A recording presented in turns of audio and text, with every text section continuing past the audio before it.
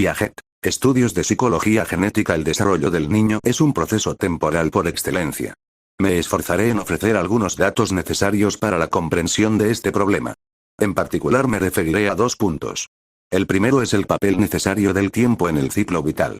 Todo desarrollo, tanto psicológico como biológico, supone una duración y la infancia dura tanto más cuanto superior es la especie. La infancia de un gato, la infancia de un pollo, duran mucho menos que la infancia del hombre, porque el niño tiene mucho más que aprender. Esto es lo que intentaré demostrar ahora. También desearía tratar un segundo punto, que se formula así. ¿El ciclo vital expresa acaso un ritmo biológico fundamental, una ley inexorable? ¿La civilización modifica este ritmo, y en qué medida? Dicho de otra manera, ¿existe la posibilidad de acelerar o de retardar este desarrollo temporal? Para tratar estos 2 puntos me ocuparé únicamente del desarrollo psicológico del niño, en oposición a su desarrollo escolar o a su desarrollo familiar. Es decir, insistiré en especial sobre el aspecto espontáneo de este desarrollo. Más aún, me limitaré solo al desarrollo propiamente intelectual o cognoscitivo. Se pueden distinguir, en efecto, 2 aspectos en el desarrollo intelectual del niño. Por una parte, lo que se puede llamar el aspecto psicosocial, es decir, todo lo que el niño recibe desde afuera, aprende por transmisión familiar, escolar o educativa en general y, además, existe el desarrollo que se puede llamar espontáneo, que para resumir denominaré psicológico, que es el desarrollo de la inteligencia propiamente dicha. Lo que el niño aprende o piensa, aquello que no se le ha enseñado pero que debe descubrir por sí solo, y es esto esencialmente lo que toma tiempo. Veamos enseguida 2 ejemplos. En una colección de objetos, por ejemplo, un ramo de flores donde hay 6 violetas y 6 flores que no son violetas, se trata de descubrir que hay más flores que violetas, que el todo supera a la parte. Esto parece tan evidente que a nadie se le ocurriría enseñárselo al niño. Y sin embargo, como veremos, harán falta muchos años para descubrir leyes de este género. Otro ejemplo banal es el de la transitividad. Si una varilla comparada a otra es igual a esta y si la segunda es igual a una tercera, ¿será la primera, que yo he escondido bajo la mesa, igual a la tercera? ¿Es verdad que A igual C si A igual B y B igual C? De nuevo, se trata aquí de una evidencia completa para nosotros. No se nos ocurriría la idea de enseñársela a un niño. Sin embargo, a este le hará falta llegar a los 7 años, como veremos, para descubrir las leyes lógicas de esta forma. Trataré, entonces, de estudiar el aspecto espontáneo de la inteligencia y es del único sobre el que hablaré, porque soy psicólogo y no educador y, además, porque desde el punto de vista de la acción del tiempo es, precisamente, este desarrollo espontáneo lo que constituye la condición previa evidente y necesaria del desarrollo escolar, por ejemplo. En nuestras escuelas de Ginebra se comienza a enseñar la noción de proporción a los alumnos solamente alrededor de los 11 años. ¿Por qué no antes? Es evidente que si el niño pudiera comprenderla siendo más joven, los programas escolares habrían comenzado la iniciación de las proporciones a la edad de 9 o aún de 7 años. Si hace falta esperar 11 años, es debido a que esta noción supone todo tipo de operaciones complejas. Una proporción es una relación de relaciones. Para comprender una relación de relaciones es preciso, ante todo, comprender lo que es una relación, es necesario constituir previamente toda la lógica de relaciones y hace falta luego aplicar esta lógica de relaciones a la lógica de los números. Se encuentra aquí un conjunto amplio de operaciones que son implícitas, que no se distinguen desde un primer contacto y que se encuentran escondidas detrás de esta noción de proporción. Este ejemplo muestra, entre 100 otros posibles, de qué manera el desarrollo psicosocial se subordina al desarrollo espontáneo y psicológico. Me voy a limitar, pues, a este último y utilizaré para comenzar un ejemplo concreto. Se trata de una experiencia que hemos hecho en Ginebra hace tiempo y que es la siguiente. Se presentan al niño 2 bolitas de plastilina de 3, 6, 4 centímetros de diámetro. El niño verifica que tienen el mismo volumen, el mismo peso, que son similares en todo, y luego se pide al niño que transforme una de las bolitas en una salchicha, o bien que la aplaste como una galleta, o que la seccione en trozos pequeños. Luego se le hacen 3 preguntas. Primera pregunta. ¿Acaso ha quedado la misma cantidad de materia? Se entiende que se empleará el lenguaje del niño. Se dirá, por ejemplo, ha quedado la misma cantidad de plastilina una vez que la bola se convirtió en salchicha, o bien, ¿hay más o menos plastilina que antes? Cantidad de materia, conservación de la materia, es extraordinario que solo alrededor de los 8 años de promedio este problema se resuelva en el 75% de los niños. No es más que una media. Si ustedes realizan esta experiencia con sus propios hijos, naturalmente encontrarán una edad más precoz, puesto que sus niños, evidentemente, están más avanzados que el promedio. Pero para el promedio, son 8 años. Segunda pregunta. ¿El peso sigue siendo el mismo?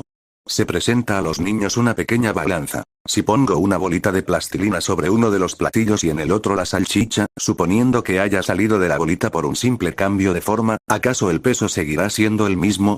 La noción de conservación del peso no se adquiere sino alrededor de los 9 o 10 años. Alrededor de los 10 años por el 75% de los niños, es decir, 2 años después de la adquisición de la noción de sustancia. Tercera pregunta. ¿El volumen sigue siendo el mismo? Para el volumen, como el lenguaje es un problema difícil, se empleará un procedimiento indirecto. Se sumerge la bolita de plastilina en un vaso de agua, se hace verificar que el agua sube porque la bolita ocupa lugar. Enseguida se pregunta si la salchicha sumergida en el vaso de agua tomará el mismo lugar, es decir, si hará subir el agua a la misma cantidad. Este problema se resuelve únicamente a los 12 años, es decir, que hay nuevamente un desfasaje de 2 años en relación a la solución del problema de la conservación del peso. Veamos rápidamente cuáles son los argumentos de aquellos niños que no tienen la noción de conservación de sustancia, de peso o de volumen. El argumento es siempre el mismo. El niño dirá, antes era redonda, después se estiró la plastilina, como ha sido estirada hay más. El niño mira una de las dimensiones pero olvida la otra. Lo que llama la atención en este razonamiento es que considera la configuración de partida y la configuración de llegada pero no razona sobre la transformación propiamente dicha. El niño olvida que una cosa se transformó en otra y compara la bolita testigo del comienzo con su estado final y responde, pero no, es más larga y por lo tanto hay más. Luego descubrirá que es la misma sustancia, la misma cantidad de materia pero dirá, es más largo y es sin duda más pesado, con los 2 años de desfasaje que mencionara antes y con los mismos argumentos. Veamos cuáles son los argumentos que permiten llegar a la noción de conservación. Son siempre los mismos y suman 3. Primer argumento, que llamaré argumento de identidad. El niño dice, pero no se ha sacado nada ni agregado nada, por consiguiente es lo mismo, la misma cantidad de plastilina. Y alrededor de los 8 años encuentra tan extraordinario que se le pregunte algo tan fácil que sonríe, levanta los hombros, sin pensar que había dado una respuesta contraria el año anterior. Dirá entonces, es lo mismo porque usted no ha sacado nada ni agregado nada, pero con respecto al peso, es más largo y por consiguiente más pesado, y vuelve al argumento precedente. Segundo argumento, la reversibilidad. El niño dirá, usted ha estirado la plastilina, no tiene más que volverla a convertir en bolita y podrá ver que es lo mismo. Tercer argumento, la compensación. El niño dice, se ha alargado, de acuerdo, hay más, pero al mismo tiempo es más delgada. La plastilina ha ganado por una parte, pero ha perdido por otra y por eso se compensa y es lo mismo.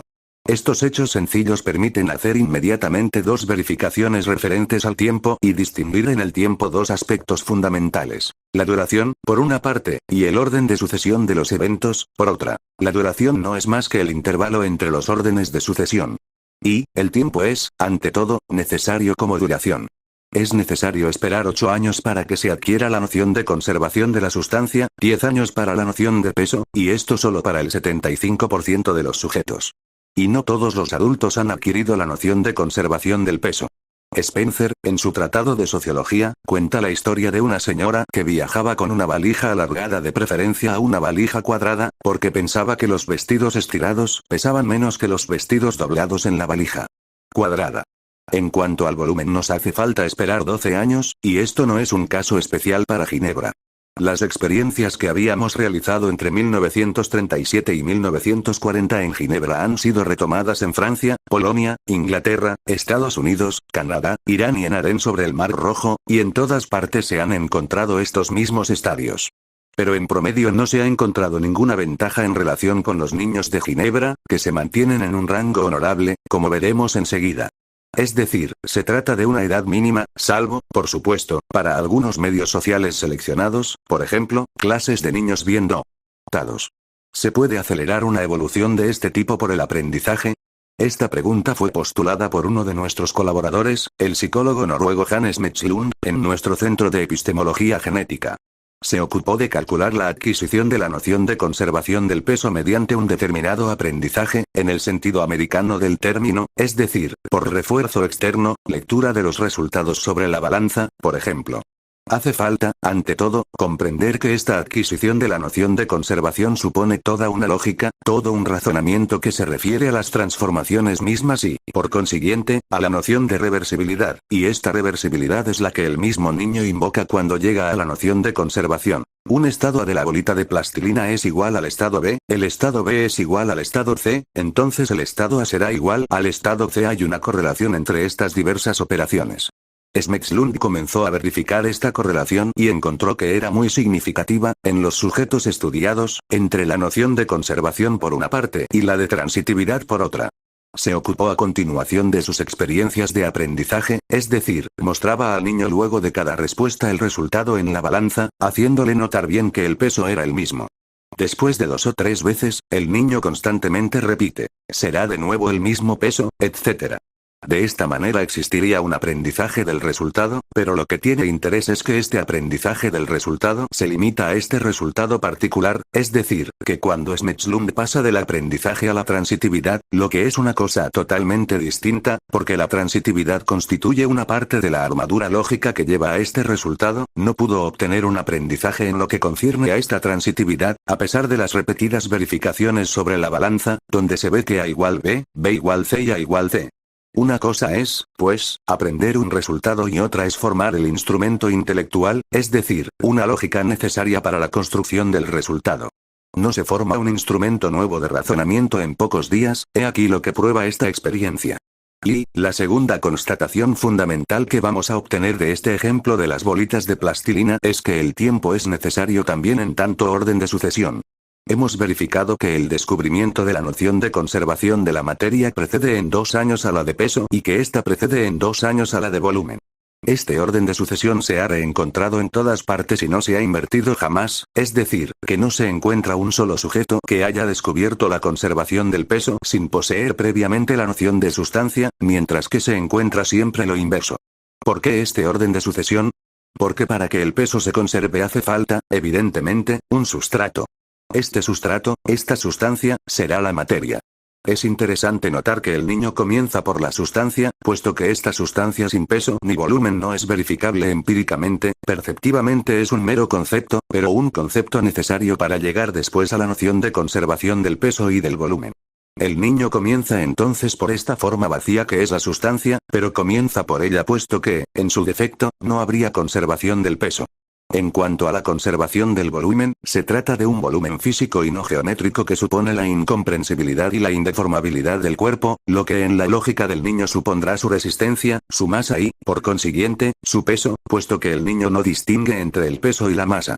Este orden de sucesión muestra que para construir un nuevo instrumento lógico son necesarios siempre instrumentos lógicos preexistentes, es decir, que la construcción de una nueva noción supondrá siempre sustratos, subestructuras anteriores, y por consiguiente, regresiones indefinidas, como veremos enseguida. Esto nos lleva a la teoría de los estadios del desarrollo. El desarrollo se hace por escalones sucesivos, por estadios y por etapas, y distinguiré 4 grandes etapas en este desarrollo que me ocuparé de describir brevemente. Primero, una etapa que precede al lenguaje y que llamaremos de inteligencia sensorio-motriz, antes de los 18 meses, aproximadamente. Segundo, una etapa que comienza con el lenguaje y que llega hasta los 7 u 8 años, a la que llamaremos período de la representación preoperatoria, en un sentido que definiré enseguida. Luego, entre 7 y 12 años más o menos, distinguiremos un tercer período que llamaremos el de operaciones concretas, y finalmente, después de los 12 años el de las operaciones proposicionales o formales. Distinguiremos entonces etapas sucesivas. Estas etapas, estos estadios, debemos notar, se caracterizan precisamente por su orden fijo de sucesión. No se trata de etapas a las que se pueda asignar una fecha cronológica constante. Por el contrario, estas edades pueden variar de una sociedad a otra, como veremos luego, pero el orden de sucesión se mantiene constante. Es siempre el mismo y esto por las razones que acabamos de entrever, es decir, que para llegar a un cierto estadio es preciso haber pasado por procesos previos, hace falta concluir las preestructuras, las subestructuras previas que permitan avanzar más lejos. Llegamos así a una jerarquía de estructuras que se construyen con un cierto orden de integración y que parecen además desintegrarse, lo que es interesante, en el orden inverso en el momento de la senectud, como lo demuestran los trabajos del Dr. Ajuriaguerra y sus colaboradores en el estado actual de sus investigaciones. Pasemos a describir muy rápidamente estos estadios con el fin de demostrar por qué el tiempo es necesario, y por qué se requiere tanto tiempo para llegar a nociones tan evidentes y tan simples como las que he tomado como ejemplo. Comencemos por el período de la inteligencia sensorio-motriz. Existe una inteligencia anterior al lenguaje, pero no hay pensamiento antes del lenguaje.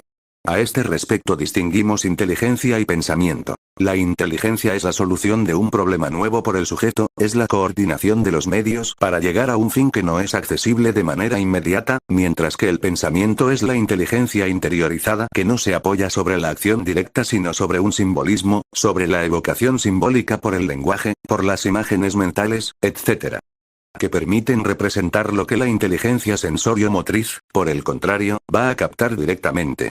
Hay, por lo tanto, una inteligencia antes del pensamiento, anterior al lenguaje.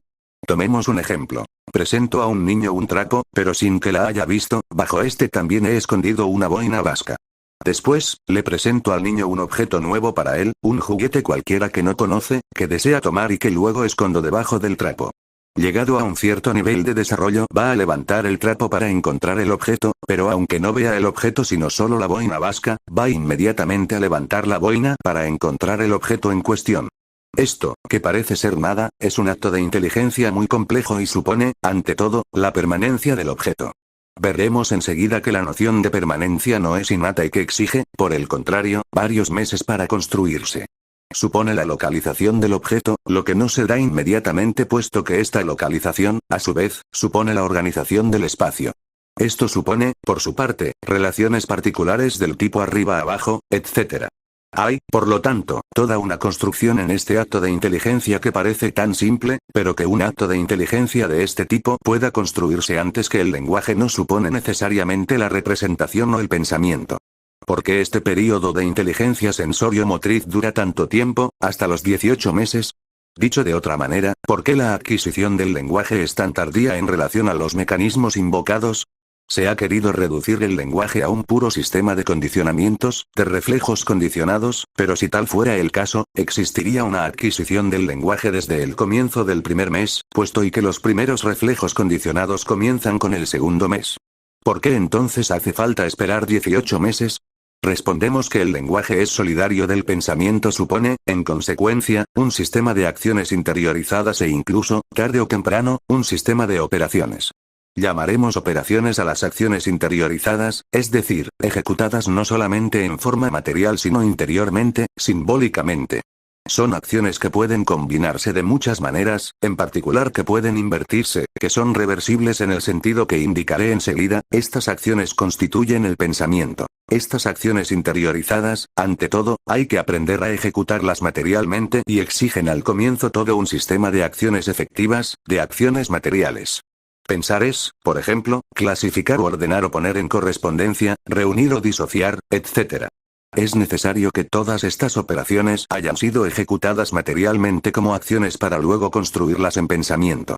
Es por esta razón que existe un período sensorio-motriz tan prolongado antes del lenguaje y es por ello que el lenguaje es relativamente tan tardío en el desarrollo. Es preciso un largo y prolongado ejercicio de la acción pura para construir las subestructuras del pensamiento posterior. Además, durante este primer año se construyen, precisamente, todas las estructuras ulteriores. La noción de objeto, de espacio, de tiempo, bajo la forma de las secuencias temporales, la noción de causalidad. Es decir, todas las grandes nociones que constituirán posteriormente el pensamiento y que se elaboran desde su nivel sensorio-motriz y se ponen en acción con la actividad material. Veamos dos ejemplos. Primero, la noción del objeto permanente. Aparentemente no hay nada más simple. El filósofo Meyerson pensaba que la permanencia del objeto se daba junto con la percepción y que no hay manera de percibir un objeto sin creer a la vez que es permanente. El bebé nos corrige a este respecto. Si se toma un bebé de 5 o 6 meses después de la coordinación de la visión y de la aprehensión, es decir, cuando comienza a poder tomar los objetos que ve, y se le presenta un objeto que le interesa, por ejemplo un reloj, y se lo coloca delante de él sobre la mesa, el niño estira la mano para tomar el objeto. Pero si se recubre el objeto con una pantalla, con un trapo, por ejemplo, se verá entonces que el niño retira simplemente la mano si el objeto no es importante para él, o se disgustará si el objeto tiene un interés particular, por ejemplo, si se trata de su biberón, pero no tiene intención de levantar la pantalla y buscar el objeto debajo de ella. Y no es porque no sepa desplazar un trapo sobre un objeto, pues si se coloca el trapo sobre su cara sabrá muy bien sacárselo enseguida, sino que no sabe buscar debajo del trapo para encontrar el objeto. Todo pasa como si el objeto, una vez que desaparece del campo de la percepción, se ha reabsorbido, hubiera perdido su existencia, no hubiera encontrado todavía esta sustancialidad que, como hemos visto, necesita 8 años para alcanzar la propiedad de su conservación cuantitativa. El mundo exterior no es más que una serie de cuadros móviles que aparecen y desaparecen y donde los más interesantes pueden reaparecer si se sabe cómo hacerlo, por ejemplo, gritando con cierta continuidad si se trata de una persona que se quiere volver a ver, pero no son más que cuadros móviles sin sustancialidad, sin permanencia y, sobre todo, sin localización. En una segunda etapa se verá que el niño levanta la pantalla para encontrar el objeto escondido debajo de ella.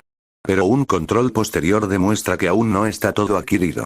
Se coloca el objeto a la derecha del niño, pero se lo esconde y el niño va a buscarlo, enseguida se lo vuelve a tomar y muy lentamente se lo pasa ante sus ojos y se lo coloca a su izquierda. Se trata en este caso de un bebé de 9 a 10 meses. El bebé que ha visto desaparecer el objeto a su izquierda irá a buscarlo inmediatamente a su derecha, allí donde lo había encontrado una primera vez, por lo tanto se trata aquí solo de una semipermanencia, sin localización. El niño buscará allí donde la acción de búsqueda tuvo éxito una primera vez, independientemente del desplazamiento del objeto. Segundo, ¿qué pasa con el espacio?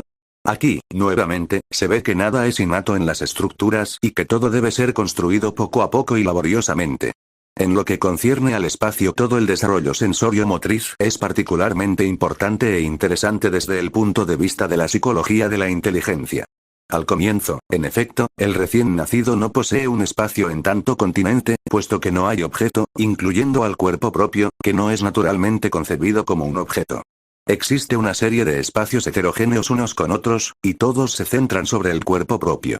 Existe el espacio bucal descrito por Stern. La boca es el centro del mundo por mucho tiempo y Freud dijo muchas cosas al respecto.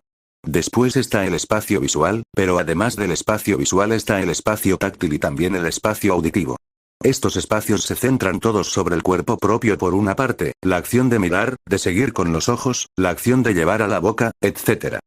Pero se encuentran incoordinados entre sí, de donde se sigue una multiplicidad de espacios egocéntricos, se podría decir, no coordinados y que no incluyen al cuerpo propio como elemento de un contenido.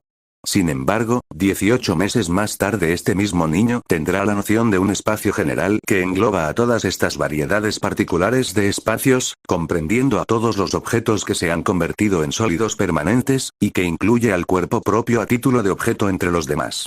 Los desplazamientos de los objetos se coordinan y se pueden deducir y prever con respecto a los desplazamientos personales.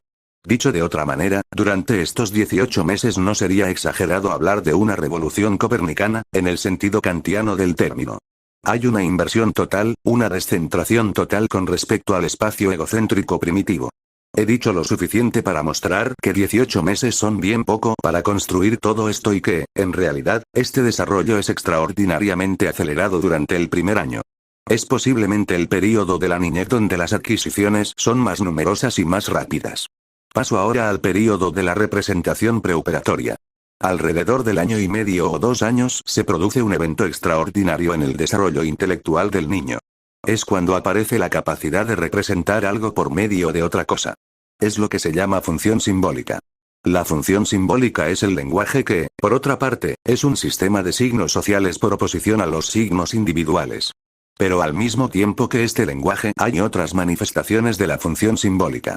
Existe el juego que se convierte en juego simbólico. Representar una cosa por medio de un objeto o de un gesto, hasta aquí el juego no era más que de ejercicios motrices, en tanto que alrededor del año y medio el niño comienza a jugar con símbolos. Uno de mis hijos movía un caracol sobre una caja de cartón diciendo miau, puesto que un momento antes había visto un gato caminando sobre una pared.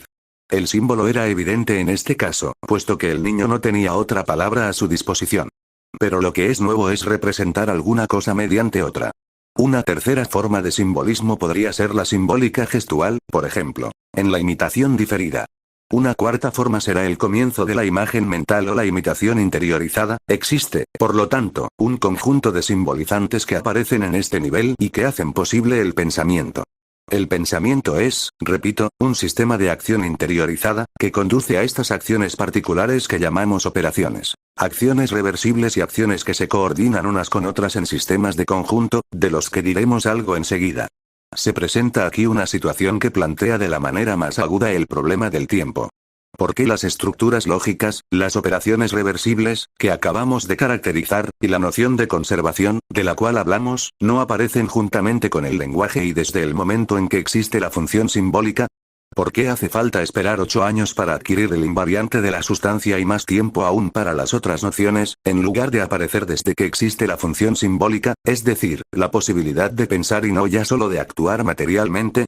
Por esta razón fundamental, las acciones que han permitido algunos resultados en el terreno de la efectividad material no pueden interiorizarse sin más de manera inmediata y se trata de reaprender en el plano del pensamiento lo que ya ha sido aprendido en el plano de la acción. Esta interiorización es, en realidad, una nueva estructuración y no simplemente una traducción, sino una reestructuración con un desfasaje que toma un tiempo considerable. Voy a dar un ejemplo. El grupo de los desplazamientos, que en la organización sensorio-motriz del espacio constituye un resultado final fundamental. Lo que los geómetras llaman un grupo de desplazamiento significa, por ejemplo, que el niño al circular en su departamento o en su jardín apenas comienza a marchar, es capaz de coordinar sus idas y venidas, de volver al punto de partida, esta es la reversibilidad, o de hacer desvíos para llegar a algunos puntos por caminos diferentes, esta es la asociatividad del grupo de desplazamientos. En resumen, el niño coordinará sus desplazamientos en un sistema total que permite retornar al punto de partida. Este grupo de desplazamientos está ya adquirido a partir del año y medio, aproximadamente, en el plano sensorio-motriz, pero ¿acaso significa esto que el bebé pueda representarse en una imagen mental, por el dibujo o por el lenguaje, los desplazamientos que sabe efectuar materialmente?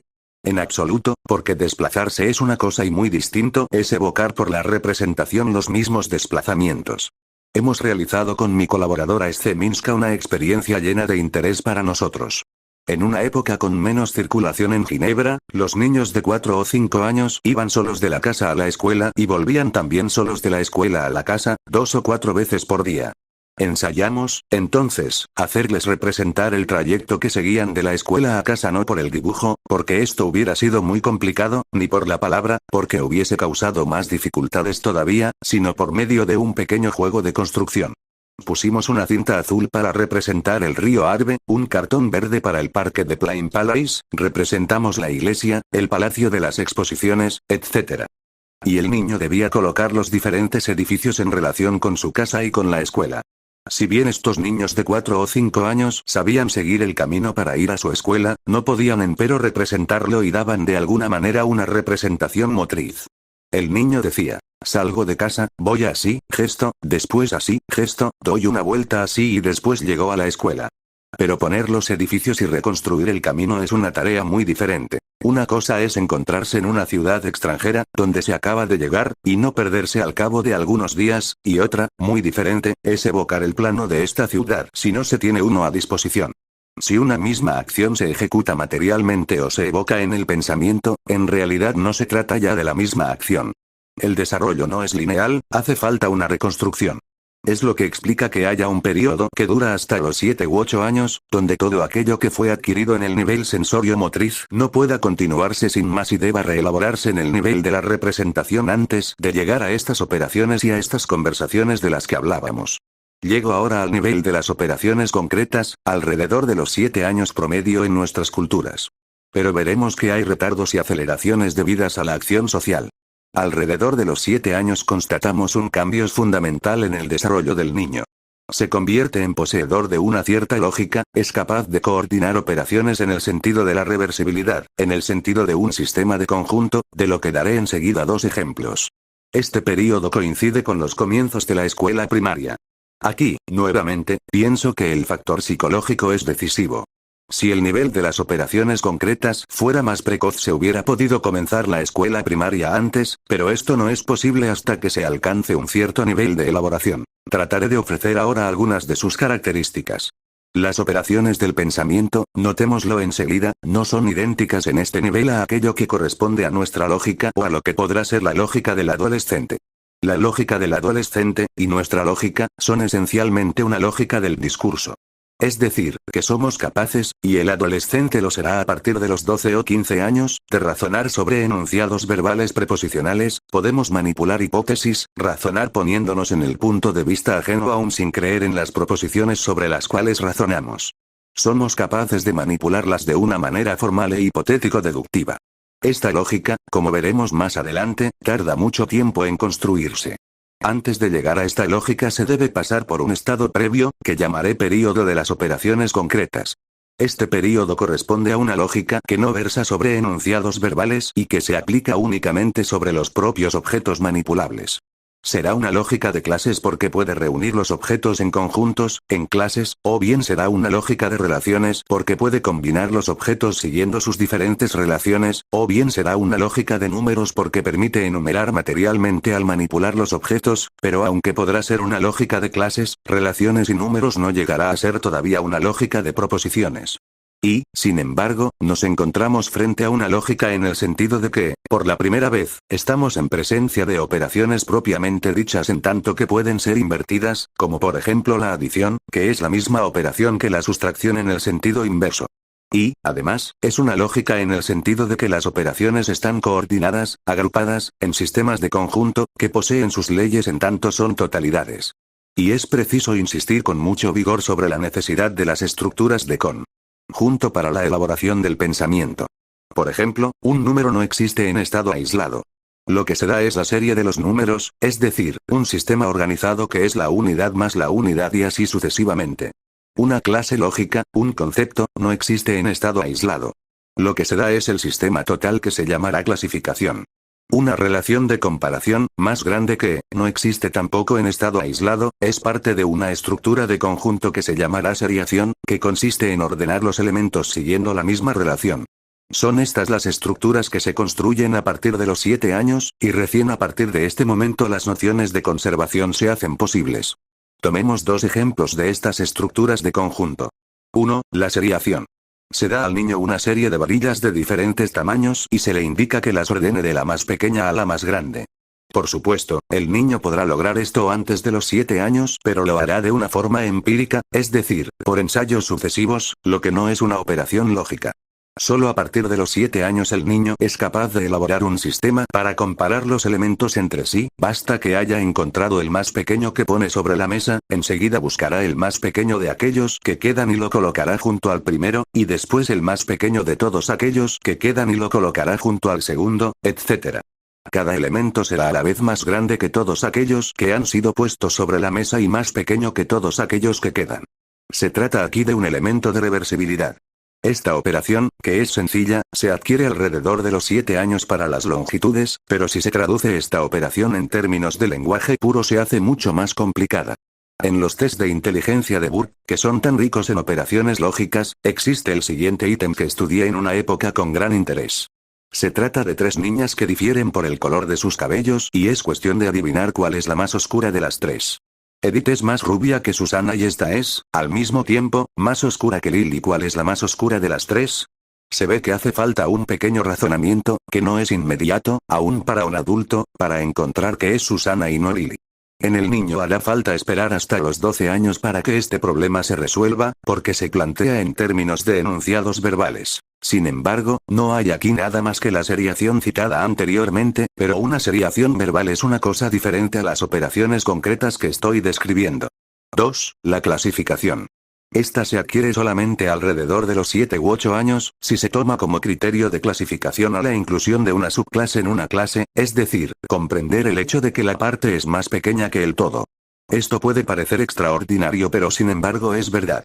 Si se dan al niño flores que incluyen 6 violetas y 6 flores de otro tipo y se le pregunta si todas las violetas son flores, la respuesta es, por supuesto, sí. ¿Todas las flores son acaso violetas? Contesta, evidentemente, no. Pregunta, ¿hay más violetas sobre esta mesa, o más flores? El niño mirará y dirá, ¿hay más violetas? O bien, es lo mismo, porque hay 6 por una parte y 6 por otra. Pero, finalmente, ¿me has dicho que las violetas son flores? Entonces ¿hay más flores, o más violetas? Y bien, las flores es lo que queda después de las violetas. No es la inclusión de la parte en el todo, es la comparación de una parte con la otra parte. Esto es interesante como síntoma de las operaciones concretas. Con las flores se debe notar que el problema se resuelve alrededor de los 8 años, pero si se toman animales la solución llega más tarde. Se pregunta a un niño, ¿son todos los animales pájaros? Ciertamente no, hay caracoles, caballos. ¿Son todos los pájaros animales? Sí, por cierto. Entonces, si miras por la ventana, ¿hay más pájaros, o más animales? No sé, habría que contarlos. Imposible, entonces, deducir la inclusión de la subclase en la clase simplemente por la manipulación de los términos todos o algunos.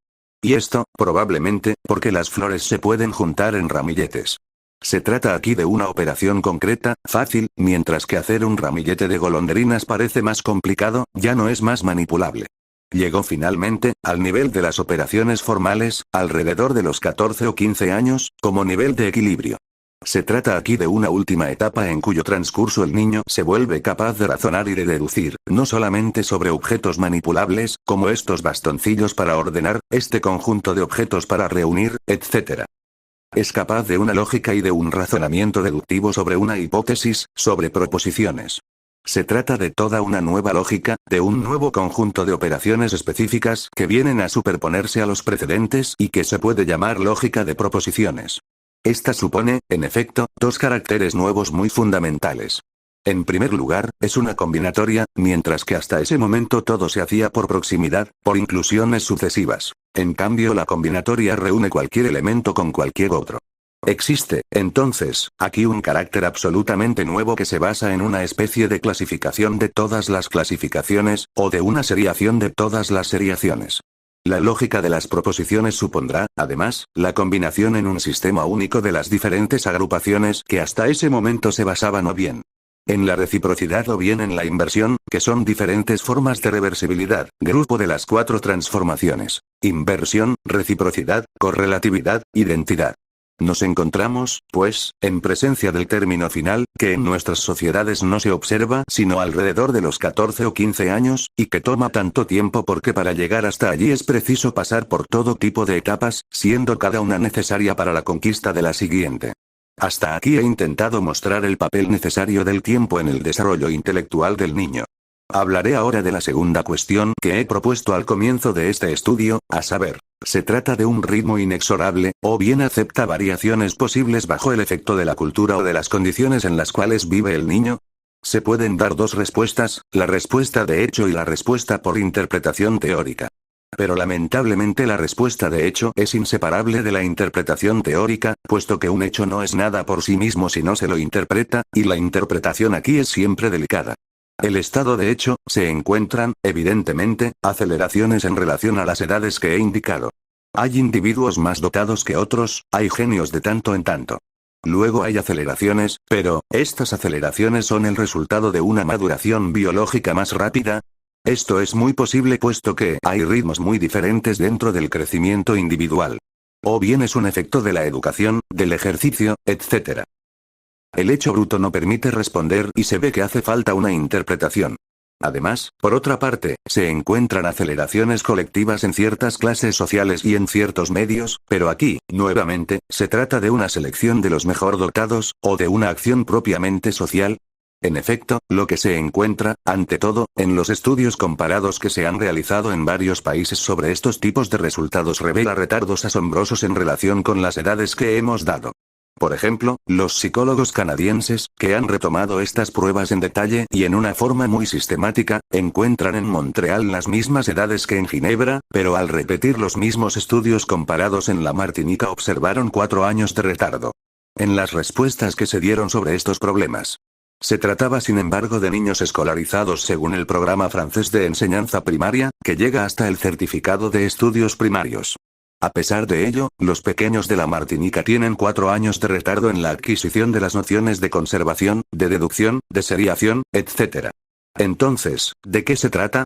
¿Este retardo proviene acaso de un factor de maduración, es decir, de un factor racial? Pero parece poco probable, puesto que psicológicamente no se ha encontrado jamás algo similar. ¿O se trata de un factor social, es decir, de una cierta pasividad en el medio social adulto? Los psicólogos que cito, A. Pinar, M. Laurendeau, C. Boisclair, se han orientado más bien hacia esta segunda dirección, ofreciendo al respecto todo tipo de índices.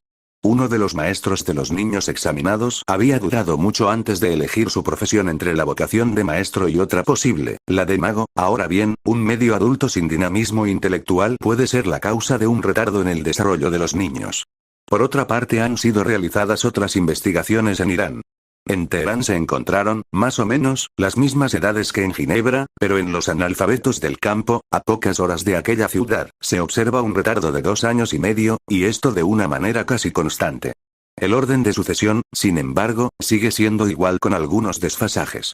He aquí el estado de hecho, hay variaciones en la velocidad y en la duración del desarrollo. ¿Cómo interpretarlas? El desarrollo, del cual he intentado presentar un panorama muy esquemático y sucinto, puede explicarse por diferentes factores. Distinguiré 4. Primer factor: la herencia, la maduración interna. Este factor debe ciertamente retenerse desde todo punto de vista, pero es insuficiente porque jamás juega en el estado puro o aislado. Si interviene siempre un efecto de maduración, este es, empero, indisociable de los efectos del aprendizaje o de la experiencia. La herencia no es pues un factor que actúe por sí mismo o que se pueda aislar psicológicamente. Segundo factor: la experiencia física, la acción de los objetos. Constituye, nuevamente, un factor esencial que no se trata de subestimar pero que también es insuficiente. En particular, la lógica del niño no se extrae de la experiencia de los objetos, proviene de las acciones que se ejercen sobre los objetos, lo que no es lo mismo. Es decir, la parte de actividad del sujeto es fundamental y aquí la experiencia obtenida del objeto no es suficiente. Tercer factor: la transmisión social, factor educativo en el sentido más amplio. Es un factor determinante en el desarrollo, pero por sí mismo es insuficiente por la razón evidente de que para que se establezca una transmisión entre el adulto y el niño, o entre el medio social y el niño educado, es preciso que exista una asimilación por parte del niño de lo que se intenta inculcarle desde afuera. Pero esta asimilación se encuentra siempre condicionada por las leyes de este desarrollo parcialmente espontáneo, del cual he dado algunos ejemplos. Recordemos al respecto la inclusión de la subclase en la clase, la parte más pequeña en el todo. El lenguaje contiene una cantidad de casos en los cuales la inclusión se marca de una manera absolutamente explícita por las mismas palabras. Pero esto no entra, así nomás, en el espíritu del niño en tanto la operación no se construya en el plano de las acciones interiorizadas. Por ejemplo, estudié en una oportunidad, y era otra vez el test de Burke, una prueba en la que se trataba de determinar el color de un ramo de flores a partir del enunciado siguiente. Un niño dice a sus hermanos: algunas de mis flores son botones de oro. Yo mismo simplifiqué la pregunta diciendo: algunas de mis flores son amarillas. Una de sus hermanas responde: entonces tu ramo es completamente amarillo. La segunda responde: una parte de tus flores son amarillas. La tercera responde: ninguna de tus flores son amarillas. Los pequeños parisienses, se trataba de una investigación que realicé en París, respondían hasta los 9 y 10 años. Las dos primeras tienen razón porque dicen lo mismo. La primera decía: todo tu ramo es amarillo. La segunda: algunas de tus flores son amarillas. Es lo mismo. Quiere decir que hay algunas flores y que todas ellas son amarillas. Dicho de otra manera, el genitivo partitivo, la relación de parte a todo, no había sido comprendido por el lenguaje por falta de estructuración de la inclusión. Quiero hablar de un cuarto factor que llamaré factor de equilibración. Desde el momento que existen ya 3 factores, es preciso que se equilibren entre sí, pero, además, en el desarrollo intelectual interviene un factor fundamental. Un descubrimiento, una noción nueva, una afirmación, debe equilibrarse con las otras. Se requiere todo un juego de regulaciones y de composiciones para llegar a la coherencia. Yo tomo la palabra equilibrio no en un sentido estático, sino en el sentido de una equilibración progresiva. La equilibración es la compensación por reacción del sujeto a las perturbaciones exteriores, compensación que lleva hacia la reversibilidad operatoria al término de este desarrollo. La equilibración me parece el factor fundamental en este desarrollo. Comprendemos, entonces, la posibilidad de aceleración y, al mismo tiempo, la imposibilidad de una aceleración. La posibilidad de aceleración está dada en los hechos que indiqué anteriormente. Pero teóricamente si el desarrollo es, ante todo, un problema de equilibración, porque un equilibrio puede regularse más o menos rápidamente según la actividad del sujeto, no se regula automáticamente como un proceso hereditario que se padeciera desde el interior. Si comparamos a los jóvenes griegos del tiempo en que Platón, Sócrates y Aristóteles inventaron las operaciones proposicionales de nuestra lógica occidental, nuestros jóvenes contemporáneos, que deben asimilar no solamente la lógica de las proposiciones, sino también todo lo adquirido desde Descartes, Galileo, etc. Hace falta, evidentemente, plantear la hipótesis de una aceleración considerable en el curso de la infancia hasta el nivel de la adolescencia. El equilibrio toma su tiempo, se entiende, pero la equilibración puede ser más o menos rápida. Sin embargo, esta aceleración no podrá seguir aumentando indefinidamente y es con lo que concluiré. No creo que exista incluso una ventaja en el intento de acelerar el desarrollo del niño más allá de ciertos límites. El equilibrio toma su tiempo y este tiempo cada uno lo dosifica a su manera. Demasiada aceleración corre un riesgo de romper el equilibrio. El ideal de la educación no es el aprender lo máximo, ni de maximizar los resultados, sino es, ante todo, aprender a aprender. Se trata de aprender a desarrollarse y aprender a continuar desarrollándose después de la escuela.